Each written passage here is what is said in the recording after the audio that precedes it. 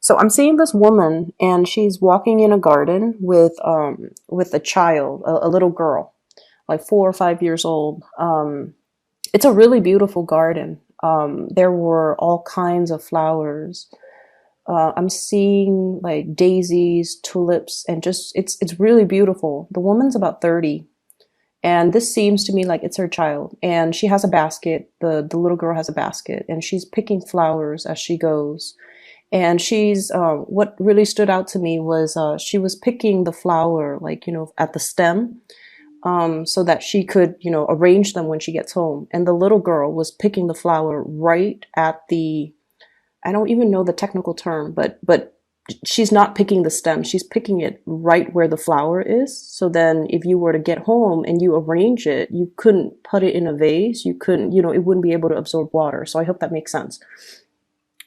And so the little girl keeps doing that and putting them in her basket. And while the older woman keeps picking the flowers, and the little girl is like trying to get the older woman's attention, which I presume to be you.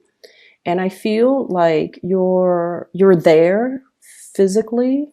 You're going through the motions, putting the flowers in the basket and picking the pretty flowers. But it seems like your thoughts are preoccupied elsewhere. It's almost like you're in a trance, just walking through this really beautiful garden. And you're not really aware of what she's doing, the little girl's doing. And it's like you're very much lost in your thoughts. So when I saw this, especially when it comes to, imagery with children, it usually tells us that there is somebody in your life that you have to, give your utmost attention to. Okay. This is somebody that relies on you. This is somebody that needs to be told how to behave, what to do, how to do things the correct way. And this is also indicative of, responsibilities as well that we have to take care of. So whatever it is that you guys are dealing with or going through, and I'm not going to downplay, the emotional distance that I feel happening here. There's a sense of just going through the motion, not really feeling inspired or being very emotionally present in the activity that you're doing. You're just going through the motions. And other people around you are asking for guidance, or asking for your attention, or wanting to share an experience with you, but I feel like you're not emotionally available. So that's the sense that I got. And I just feel like, it is going to be quite a busy week for you. And what I do sense, especially as it relates to children, household chores, somebody needing, possibly the kids, if you have, children, I feel like they need help with something very technical. It could be homework. It could be, how to write a report. And I feel like younger children, like under the age of 15, who are still, very wobbly when it comes to their academics. And I feel like they either need a tutor, they need technical information as to how to do something, or they might be a little bit struggling in the school front, and they might need some type of assistance, and they're reaching out to somebody. So, if that's your case, just make sure that you're making the time to make sure you check their homework, to make sure that they're doing the work that they're supposed to. And for those of you who are in school right now, I almost feel like you feel like you're not getting the support from your mentors, from your teachers, from your professors. We are moving away from the holiday season, so that might be the reason why you're emailing them. You're needing something, you're needing some guidance. And if you feel like they've been MIA, they're coming back into the picture. Okay. So I feel like it might have just been a temporary lapse, mainly because of the holiday season. They've got things they needed to take care of. They might have stressors in their lives, and they might have, you know, a lot of things they needed to take care of from their end. And as a result, coming into this week, if you feel like you've been kind of ghosted, or you feel like you've been reaching out and the other person is not responsive, or they're not answering your questions, or they just seem a little bit unavailable, I feel like that it's nothing personal. It's them dealing with, you know, things that they have, like responsibilities that they have to take care of. And so what I feel is, yes, there is a lot of work coming through for this week. There are a lot of things that you need to do. And I also see many of you in some type of a mentorship position as well. You could be a supervisor, you could be a mentor, you could be a tutor, you could be a teacher, you could even be like, you know, managing people underneath you. Okay. And the first thing that really stood out here, I have the Three of Swords, and it's linked up with the Three of Pentacles. So this is workplace related. And I feel like there might have been some people that you were that you worked really well with, that you jive really well with, it's like the camaraderie between you and that person. I feel like it might be one person. It's almost like the two of you work together so well. There's this unspoken, you know, understanding between the two of you. You like the same things. You have the same work ethics. When you tell them to do something, you don't have to worry. And likewise, when they come and tell you to do something, they don't have to worry. So there's this really good, great sense of camaraderie and great sense of rapport between you and another person in the work situation. And I feel like somebody left and went to fly off on their own. So they might have left the work environment because there were other opportunities. Queen of Pentacles. This is somebody that sees a good opportunity. Okay. They're very trustworthy, very reliable, and just incredibly, I feel like they have a really big sense of responsibility. They have great work ethics, and they're very trustworthy. And I feel like the whole concept of trust and being able to, you know, you guys are naturally very friendly. People come to you. But I also feel like with Libras, there is a little bit of an icy, I want to say interior rather than the exterior, because you guys are really friendly, very outgoing, very charming, you know. And but then there is that interior, that icy core that's disallowing people to enter.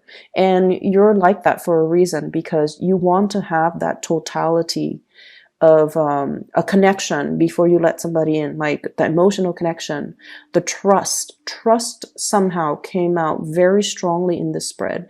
Being able to trust somebody, not just on a superficial level, but like really admiring someone, trusting that you can tell them your deepest, darkest secrets, and they will never tell another person. They will never use the information against you, that they have your best interests at heart. So I feel like you had somebody like that in the work environment that you trust fully and completely.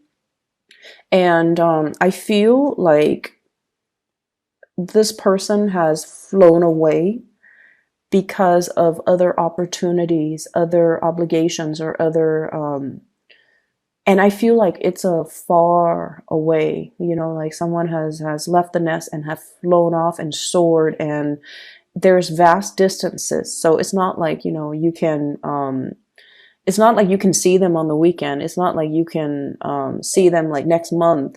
I feel like you have to make arrangements in order to see them, in order to speak to them again. And so there's this sense here of responsibilities in the work front piling up because somebody left and there's a vacancy, and other people have to do maybe twice the work because this person was so efficient that it's like getting 2 employees instead of 1. And now the work that is distributed, it needs to be, you know, taken care of by other people.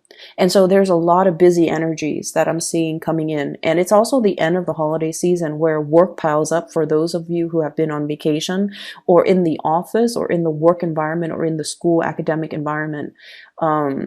It's like you're kind of hitting the ground running. Okay. And finances in this spread looks really, really, really stable.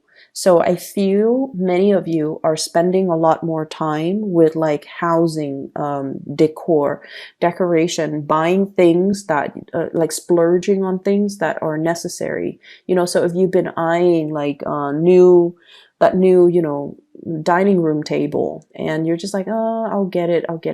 I feel like you're going to furnish your house. You might even be anticipating a lot of people coming into your house or allowing for more people to come into your home. You might have been a little bit isolated, or you might have, you know, just gone out with friends but never allow people to come into your home. So now you're making your home more homey. You're making your home more cozy, more welcoming, because you're expecting, you know, your social life to pick up, which I feel like it will. And I'm also seeing some opportunistic people in the work environment, okay? The ones that when the higher ups are around, they're on the best behavior. They act like they're doing so much work. And then when the higher ups are, you know, dashing out the door, they go back to their chit-chatting, you know, browsing the internet, not doing the work that they're supposed to. And I also feel an element of doing, like cutting corners, doing work the wrong way. And so that's for people in your working environment, as well as if you have children, okay, and if you're a student, by all means, please don't cut corners, because education is funny, because well, everything in life, I feel, takes on this energy. Whatever you put in is what you're going to get out. So if you are shortchanging yourself by, you know, dashing off assignments at the last minute, not studying or cramming just to pass an exam, you're not going to be able to in the long run, retain the material. And knowledge is cumulative. It builds on itself. And so, and, you know, just consider how much we are paying for tuition, or for school, or for training, or for seminars, or whatever the situation might be, for even a tutor, or even paying a tutor for our child. It's still our responsibility, you know, to follow up, to make sure the child is doing the work. It's our responsibility to understand that whatever we put in is what we're going to get out. So if we're doing like a sloppy job, and I don't sense that with a lot of Libras. You guys do things with a lot of care, but you might have other placement in your natal chart that, you know, can create like that cutting corners type of energy. And so I feel like, you know, you want to be cognizant of that, and you want to make sure that things are done properly, because knowledge builds on itself. Okay. So aside from that, I do see a little bit of a quarrel and conflict. Very minor. It's almost like ideological differences. You know, it's not about infidelity or cheating or anything like that. I just feel like conflict between you and another person. For some of you, this could be like a sister. I'm seeing a sister. For others of you, this could be like a love interest, okay? And I'm seeing Earth, Taurus, Virgo, Capricorn, and water sign, Pisces, Cancer, Scorpio. Okay, so if you have sisters with those types of sun sign, moon, rising, it's like, you know, you guys are very opinionated. But I feel like, you know, the way in which you project or in which you convey your ideas is very diplomatic. Okay, it's not forceful. It's very like tried and true. It's very rehearsed. It's very research. So you arrive at what you believe in through thorough research, and you're just going to state what you believe in, and you don't really care if people agree. You're not one to argue your point or push your agenda on other people. And that's where the Libran diplomacy is just, you know, very highly sought after. And I do feel like this is a person that has belief system that might not be founded on facts and trial and error. They might just have like an emotional response to something. So they can tell you, oh, they feel a certain way, but they don't really have valid reasons, valid reasons. They can't really give you anything concrete, anything, I want to say, like scientific to corroborate the things that they believe in. So it's an emotional response, whereas from your end, you're stating facts, you're stating figures, you're using logic to back up the argument. And with them, it's not very logical. So from your perspective, this person might be a little bit emotionally sensitive or emotionally irrational when they're dealing with you. And if this is a family member, in particular a sister, they're really telling you to be patient with this person. I see like some deep rooted, like patterns of behavior, and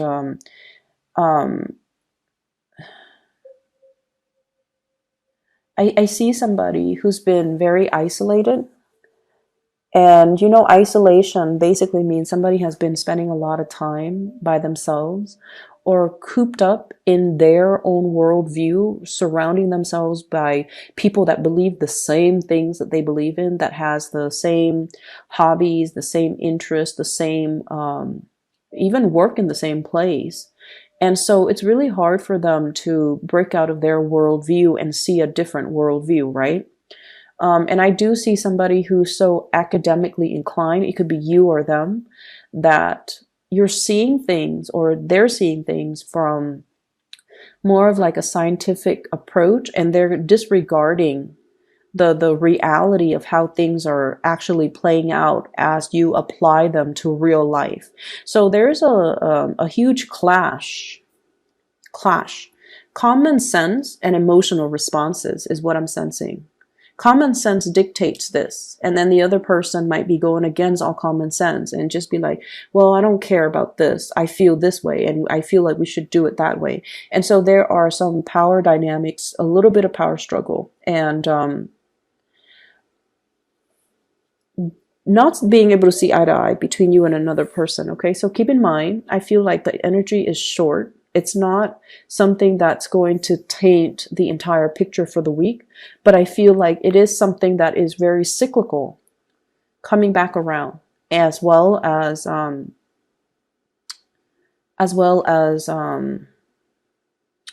something that's recurring. Okay, if whenever we have situation in our lives that recur, it's really important for us to recognize that it is a lesson for us to learn. And I've experienced many instances of this where if I try to avoid something, it comes back in a different form and it grows a little bit bigger in magnitude. And so try to be aware of it and try to resolve the problem as they come in. Do not shy away from conflict, Libras. Okay, do not shy away from conflicts. I feel like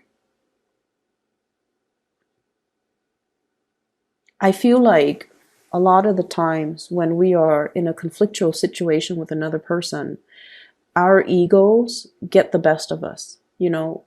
Especially as an air sign, we identify very strongly with our belief system, and somebody that doesn't believe the same things that we do, we often see it as, it's not meant to be like this, but we often see it as an attack on our character. Okay, so for example,